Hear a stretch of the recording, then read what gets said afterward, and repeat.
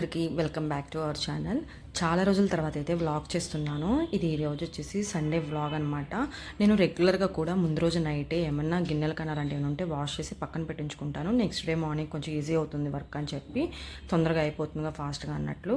ఇంక ఈరోజు సండే కదా, సండే మాత్రం అవ్వదనమాట. ఎవరి ఇంట్లో అయినా సరే తొందరగా అయిపోతుందని అనుకుంటారు, కానీ సండేనే ఒక 1:30-2 వరకు అయిపోతుంది ఒక్కొక్కళ్ళకి. అలా అనమాట.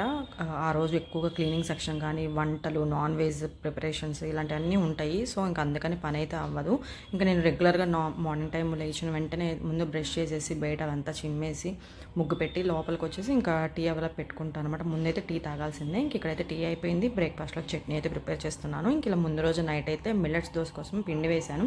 మనం ఎప్పుడైతే ఎక్కువసేపు నానపెట్టి ఉంచుతాము, ఒక 8 hours అట్లా, అప్పుడు మనకి బ్యాటర్ అనేది ఫెర్మెంట్ అవుతుంది. ఇంక ఈరోజు అయితే మిల్లెట్స్ దోశ మా బ్రేక్ఫాస్ట్. అందులోకి పచ్చెనపప్పు, శనగపప్పు చట్నీ అనమాట.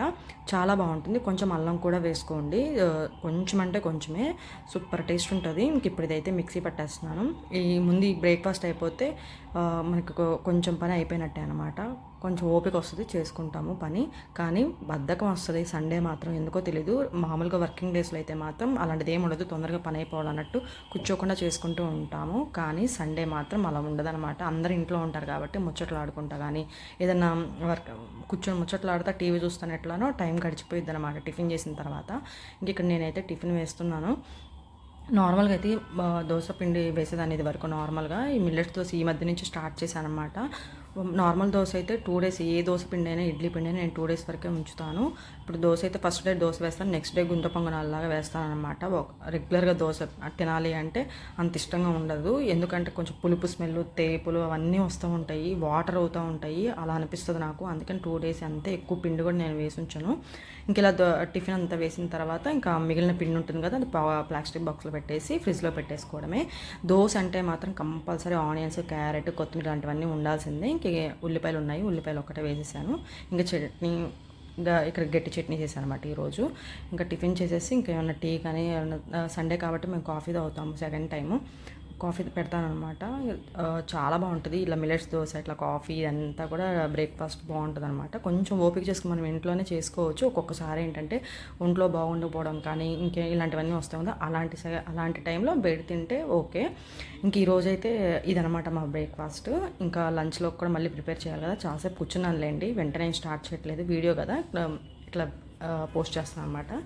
ఇంక ఇక్కడైతే బియ్యం అయితే కడిగి పెట్టి ఉంచాను. ఎప్పుడైనా సరే మనం అన్నం వండుకునే బిఫోర్ ఒక 1.5 hour అట్లా నానపెట్టి ఉంచితే రైస్ అనేది బాగా ఉడికి ఎక్కువగా ఉడుకుతుందన్నమాట, బాగుంటుంది. ఇక్కడ ఆ బియ్యం కడిగిన వాటర్ నేనైతే చెట్లకు పోసేస్తాను. ఇప్పుడైతే ఈరోజు నాన్ వెజ్ ఉంటుంది కాబట్టి సండే అవంతా క్లీన్ చేసుకోవాలి. రొయ్యలు అపోలో ఫిష్ అయితే తీసుకొచ్చారు. నేను ఇంకా ముందైతే చారు పెడదాం అనుకుంటున్నాను, పెసరపప్పుతో పెసర చారు అయితే పెడదాం అనుకుంటున్నాను. ఇంక ఇలా ఏ పప్పు, కందిపప్పు కానీ ఇంకెట్లాంటి ఏ పప్పులైనా కడిగిన వాటర్, బియ్యం వాటర్ నేను అస్సలు వేస్ట్ చేయను. ఆ వాటర్ నాకు చాలా ఇంపార్టెంట్. అలా చెట్లకు మంచిదని అంతే. అది ఎవరైనా ఇంట్లోకి వెళ్ళినప్పుడు వాళ్ళు ఉత్తిగా పారబోస్తున్నా కూడా నా మనసులో అనిపించింది, అయ్యో చెట్లు ఉంటే చక్క చెట్లు కోసేవాళ్ళమే అని అలా అనిపిస్తుంది అనమాట. ఇంకా అపార్ట్మెంట్స్లో అలా ఉండదు కదండి, చెట్లు అంత స్పేస్ ఉండదు కదా, ఉన్న 4-5 చెట్లకి కొంచెం కేరింగ్గా చూసుకుంటూ ఉంటాము. నేలలో అయితే అంత అవసరం లేదు, అంత ప్యాంపరింగ్ అవసరం లేదు. ఇంకా వాటర్ బౌల్ కూడా ఉంటుంది, అది కూడా క్లీన్ చేసి పక్కన పెట్టేసుకుంటే ఒక పని అయిపోతుంది అనమాట. చారు అన్నాను కదా, ఆ చారులోకి కొంచెం చింతపండు, అలానే టమాటా అనమాట. చింతపండు కొంచెం ఎక్కువే నానబెట్టాను. అవి నేను మామూలుగా దేవుడి సామాన్లు ఉంటాయి కదా, అవి తోముకుందామని ఇట్లా కొంచెం ఎక్కువే నానబెట్టి ఉంచాను. ఇక్కడ చారులోకి టమాటా, ఉల్లిపాయ, పచ్చిమిరపకాయ, అంతే సింపుల్గా. పెసరపప్పు చారు వేడిని తగ్గిస్తుంది అంటారు. సమ్మర్లో చాలా వరకు చాలామంది పెసరపప్పు చారు అయితే పెడతారనమాట. ఇంకా నేను ప్రాన్స్ ఫ్రై కానీ లేదంటే ఫిష్ ఫ్రై కానీ చేద్దాం అనుకున్నాను.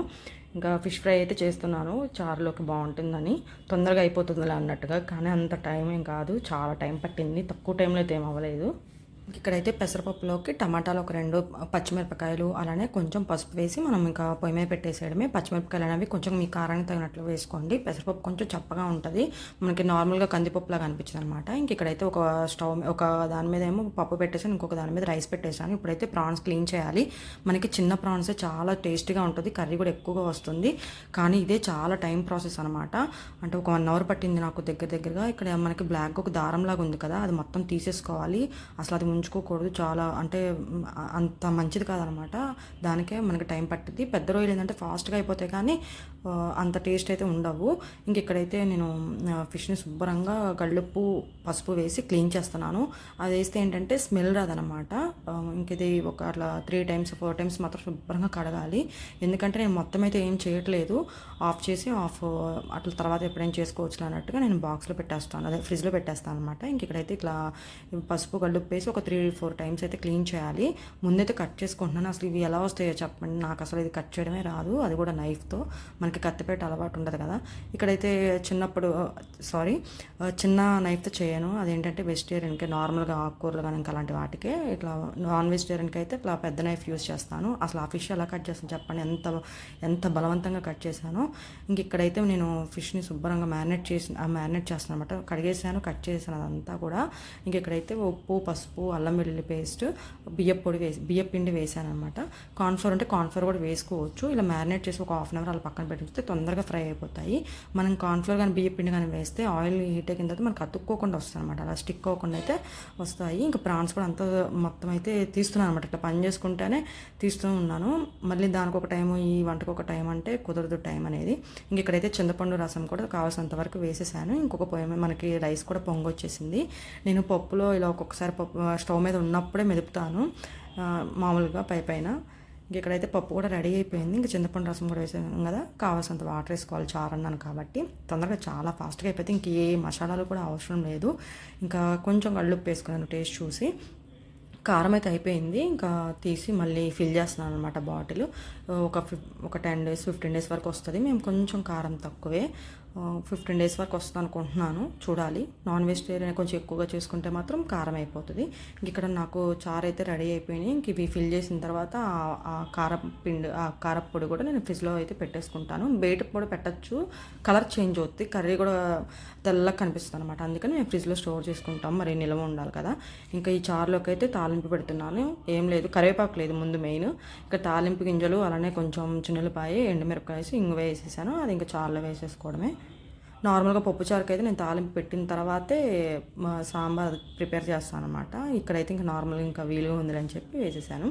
మనకి చారు అన్నం అయితే రెడీ అయిపోయింది. మనం ఫిష్ అయితే మ్యారినేట్ చేసి పక్కన పెట్టించుకున్నాం కదా, ఫ్రై చేయాలన్నమాట. ఇక్కడ ఆయిల్ బాగా హీట్ ఎక్కిన తర్వాత మాత్రమే ఎలాంటి ఫ్రైస్ అయినా మనం చేయాలి, లేదంటే అతుక్కుపోతాయి అనమాట. ఇంకా దీంట్లో ముళ్ళు ఉండదు కాబట్టి ఈజీగా చారులోకి బాగుంటుంది. మనం ఇలా వంటంతా అయిపోయిన తర్వాత మాత్రం స్టవ్ కానీ షింకులు కానీ ఇవన్నీ శుభ్రం చేసుకోవాలి, లేదంటే బొద్దింకలు అవన్నీ వచ్చేస్తాయి. సోప్స్ కానీ లిక్విడ్స్ కానీ ఉంటాయి కదా, మీకు ఎలా వీలుగా ఉంటే అలా శుభ్రంగా అయితే ఆ ప్లేట్స్ అవన్నీ తోమేసుకోండి, నీట్గా ఉంటుంది. ఎవరైనా వచ్చినా కానీ మనకు వంటగదిలోకి వెళ్ళగానే శుభ్రంగా ఉంది అని అనుకుంటారనమాట. అది కూడా మన మంచికే కదా. సో ఇంక ఇట్లా అదంతా అయిపోయిన తర్వాత ఆఫ్టర్నూన్ లంచ్ చేసే టైంలో ఏదో ఒక మూవీ పెట్టుకొని చూస్తూ ఎంజాయ్ చేయడమే సండే వ్లాగ్. ఇంక ఈవినింగ్ పెద్దగా పని అయితే ఏముండదు. మీకు అయితే నచ్చిందని అనుకుంటున్నాను వ్లాగ్. నేను చాలా డేస్ తర్వాత చేస్తున్నాను, మీరు సపోర్ట్ చేస్తారని అనుకుంటున్నారు. ఇప్పటివరకు ఎవరైనా సబ్స్క్రైబ్ చేయకుండా ఉన్నట్లయితే ప్లీజ్ సబ్స్క్రైబ్.